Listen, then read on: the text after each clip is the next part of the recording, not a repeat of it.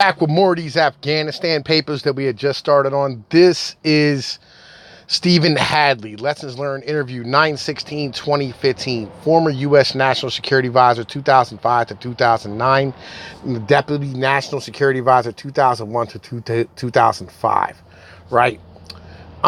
This guy here, it's a key document. This document is an annotated, tap the highlighted past additional content, yeah, whatever. Right.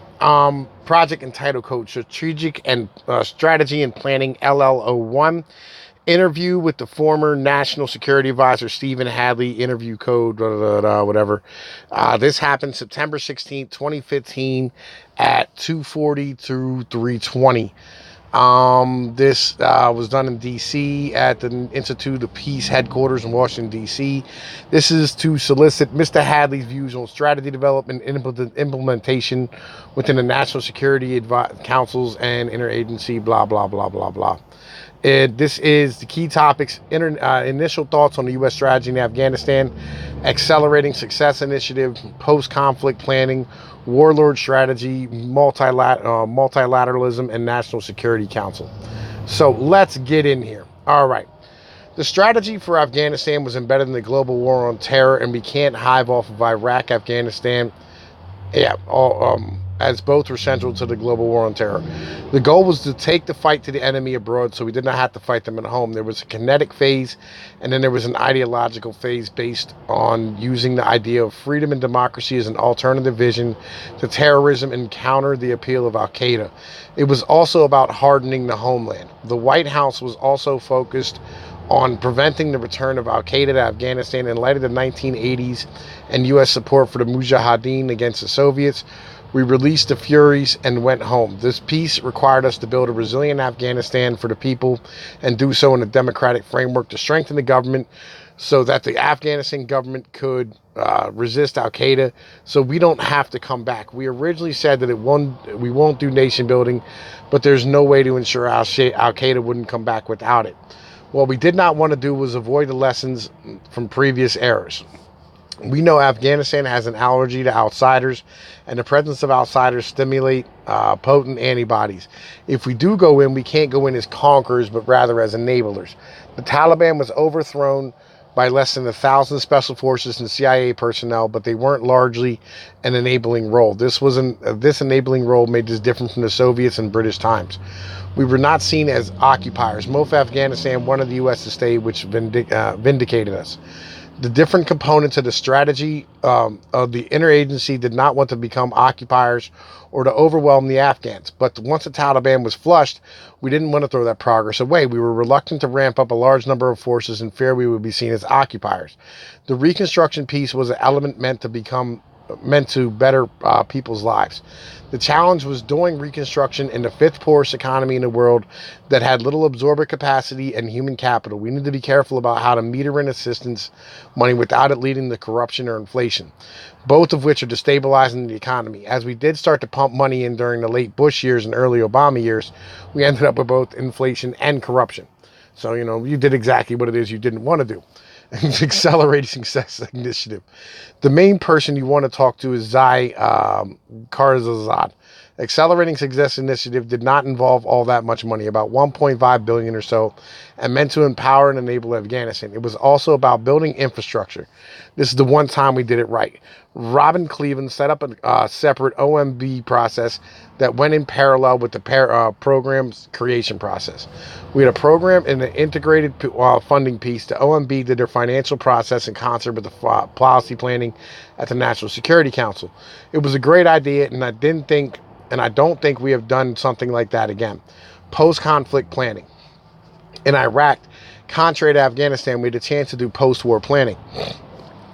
Franklin Miller is the one to talk to about this.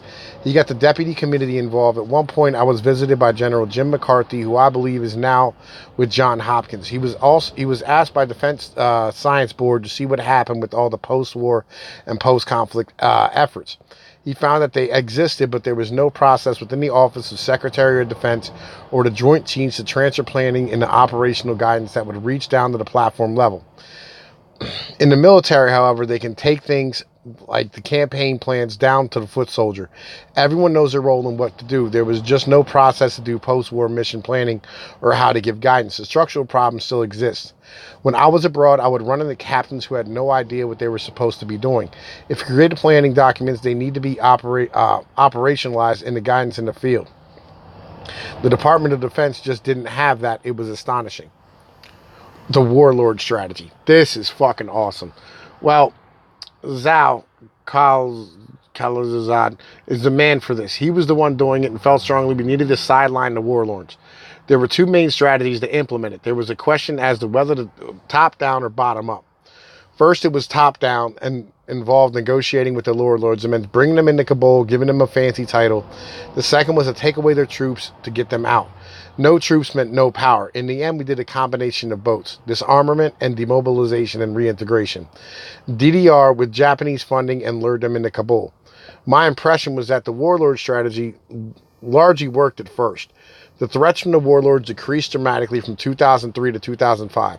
During the same period, however, the Taliban threat was increasing. We were taking people out of the fight just as the Talibs were getting back into the fight. I asked Zal, are you sure about this? We're taking people out of the game when we needed them to fight. Zal said that the country remembered the Soviet coup, the Civil War period, and the Warlord rule. We did not want to return to the Warlord rule. Most warlords undermined the authorities and other efforts to build an Afghan army. After 2005, my impression was that the warlords were back because Karzai wanted them back, and he only understood the patronage system. Karzai had never was never sold on democracy and did not rely on democratic institutions, but instead relied on patronage because his reliance on patronage, the warlords, made a comeback. All right, so basically what happened is that they stood here and they got rid of the warlords, but the warlords were the ones who were fighting the fucking Taliban, and their troops who they got rid of became fucking Talibans. As with all the reconstructive efforts, my goal was to help Afghanistan build a government, provide a prosperous life for the Afghan people, and create a resiliency against Al-Qaeda's return. The question became how to reorganize it. We were bashed for being unilateral, but I don't know how bringing in 28 nations into a coalition is unilateral. We brought in others by building the International Security Assistance Force and divvying up the country. The next question was how do we do security peace of state building? Under the multilateral approach, we again divided up the different sectors such as police training and justice sector reform.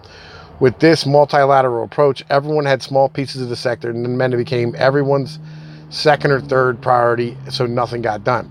In Iraq, we did the same job with the U.S. and DOD lead. We still have never solved the police training problem.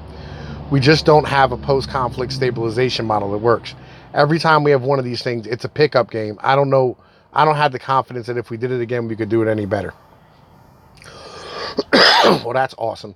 The interagency process that we have today was designed by Henry Kissinger and Zbigniew Brzezinski. So it's 40 years old. The NSC's meant, those are great individuals to listen to. Jesus Christ.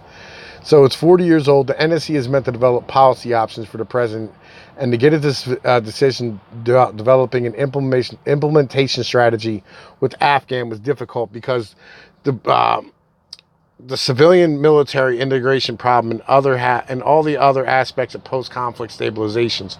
We just didn't have a process to manage implementation. The NSC system was designed to get decisions by the president sent to various agencies to actually implement it, but we had no way of pushing decisions downward.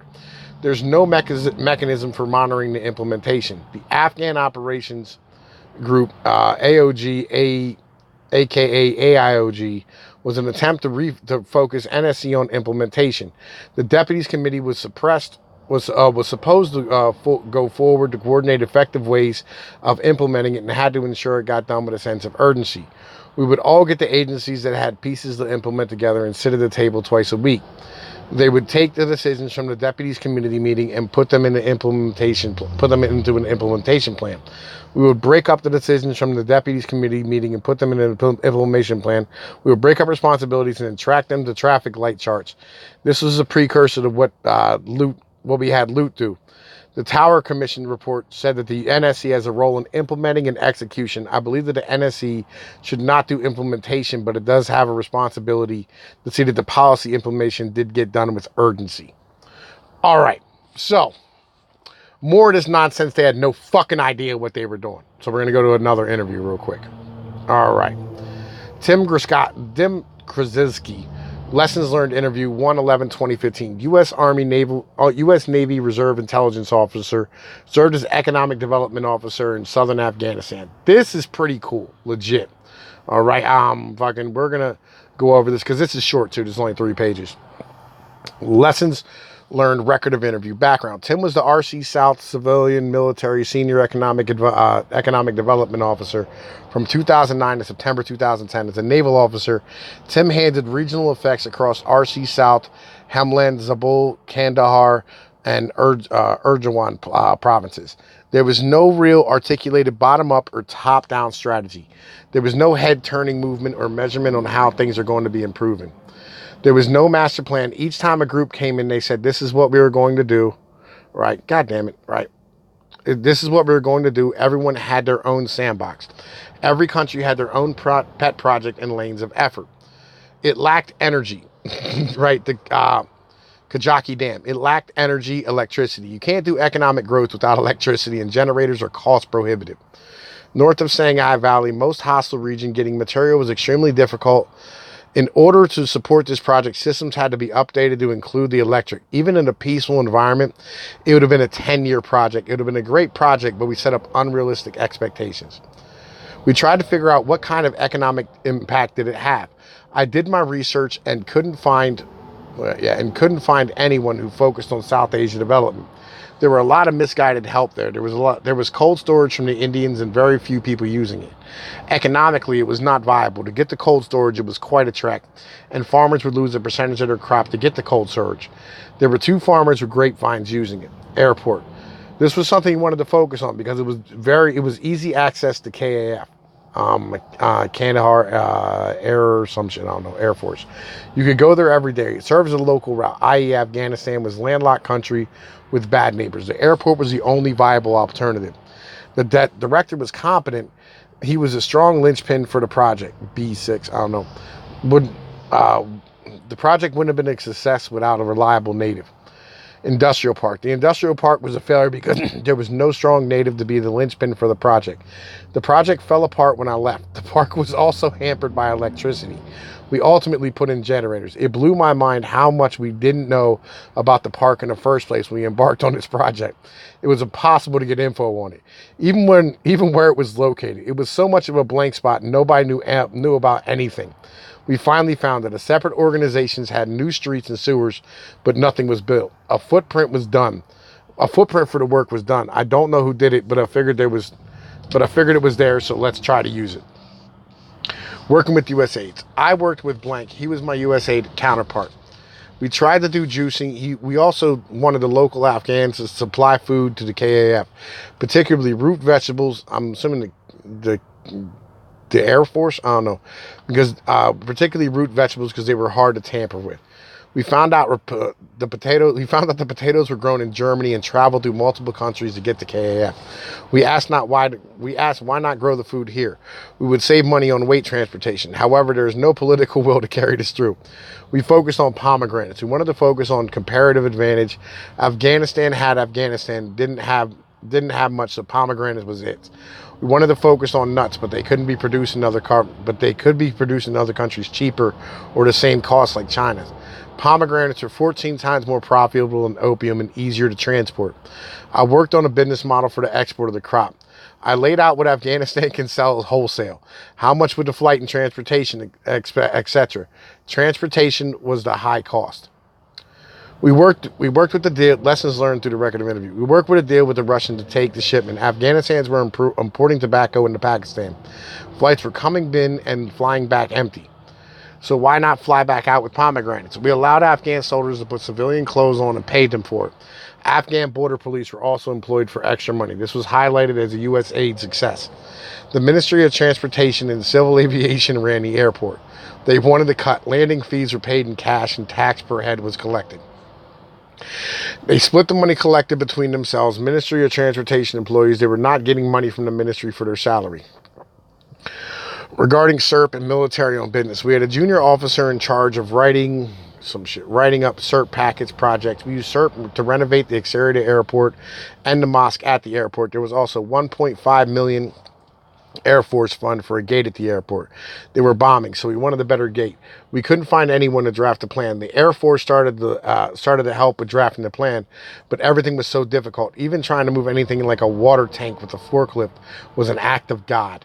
In the U.S., it's so easy to do business. You can't go on mint.com to do your personal finances. There were not enough experts, and we didn't have a budget. The original price of pomegranates was better than the local market. A guy from Kabul financed the flight to transport the crop. The military wanted to give the profits back to the farmers, but that's not how free market works. If he's taking all the risk, he needs to get the majority of the profits. The military doesn't have the concept of how businesses work. Awarenesses of other DoD programs. I was not aware of the micro grant program USA was pouring money into the U.S. Or into the provinces. I received no training on CERP, and I've never heard of TFBSO. Also, I was not aware of the village stability operations either. See, we all like legitimately think that, it's some type of, how do I put this, man? Like evil thing that's going on. But sometimes you just have to write it off as incompetence. You know what I mean? Because that's really what it is. In the meantime, you know the deal, man. Get this shared out. You know the situation. Peace be like one. Later.